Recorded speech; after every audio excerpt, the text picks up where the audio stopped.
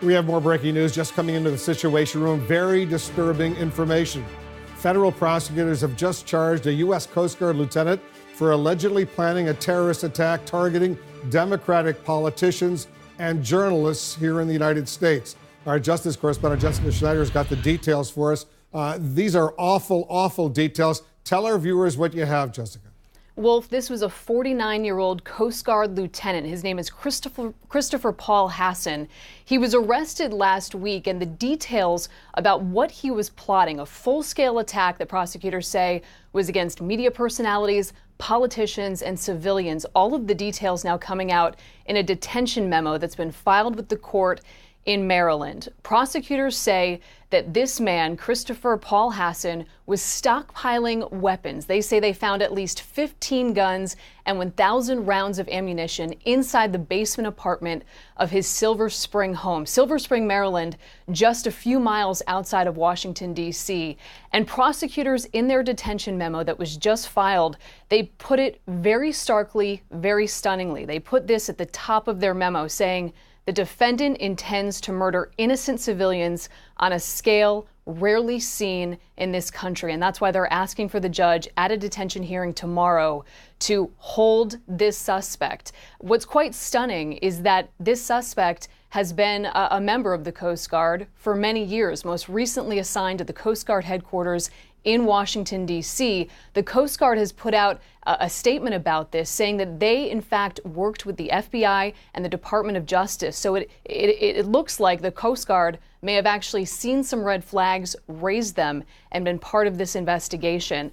What's also most chilling is that prosecutors say that this man, the 49-year-old Coast Guard lieutenant, he was actually inspired by a manifesto written by a Norwegian far-right domestic terrorist himself, the name of Anders Breivik. And what's startling about this is that Breivik actually plotted out a terrorist attack in Norway in July 2011, and that attack led to the death of 77 Norwegian citizens. Prosecutors have found a lot in this basement apartment of this 49-year-old Coast Guard lieutenant, including draft emails, and I'll read part of that for you. Prosecutors say that this man, Christopher Paul Hasson, wrote it this way. He said, "I am dreaming of a way to kill almost every last person on the earth. I think a plague would be most successful, but how do I acquire the needed Spanish flu, botulism, anthrax? Not sure yet, but we'll find something. Interesting idea the other day. Start with biological attacks, followed by attack on food supply." So, Wolf, all of these details now coming out. This man, the 49-year-old, was arrested last week. The detention memo really spelling out in stark detail exactly what he plotted. But again, up until just very recently, up until his arrest last week, he was stationed at the Coast Guard headquarters right here in Washington, D.C., but prosecutors saying he was plotting this full-scale attack. I've been going through the charges here in the U.S. District Court, and it's awful, especially when you go through the list of targets that he wanted to attack, major politicians here in the United States and very prominent journalists as well. Tell us a little bit more about that. You can see right there, Wolf, that's what prosecutors say that Christopher Paul Hasson was searching, was Googling media personalities, including media personalities from CNN, MSNBC, as well as very prominent Democratic politicians. These were all the names that made up this hit list that was on the computer of Christopher Paul Hasson. So prosecutors say this was in the works for several years. They say he was stockpiling these weapons for 2 years. And again, I'll point to that first line of this detention memo. They say that he was, intending to murder innocent civilians on a scale rarely seen in this country. So really raising the alarm bells, asking the judge in this case to keep him behind bars. But the fact that he was doing this at the same time while assigned to Coast Guard headquarters, working as a lieutenant for the Coast Guard, it is quite stunning here, Wolf.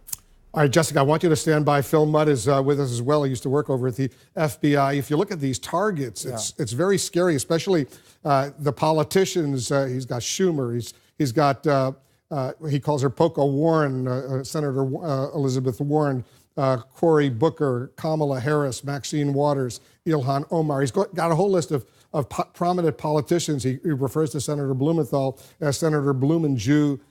He's got journalists, including some of our friends here at CNN, like Van Jones and Chris Cuomo and Don Lemon from MSNBC. He's got Joe Scarborough, Chris Hayes.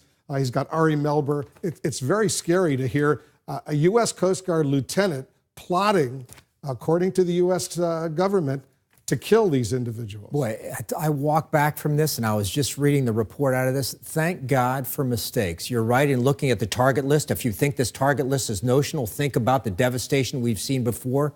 Dylan Roof, a few years ago, white supremacist in South Carolina. If you don't see a mistake, you could miss something. I look at what we're seeing in terms of the statements he's made. Focus violence, establish a white homeland, kill almost every last person on earth.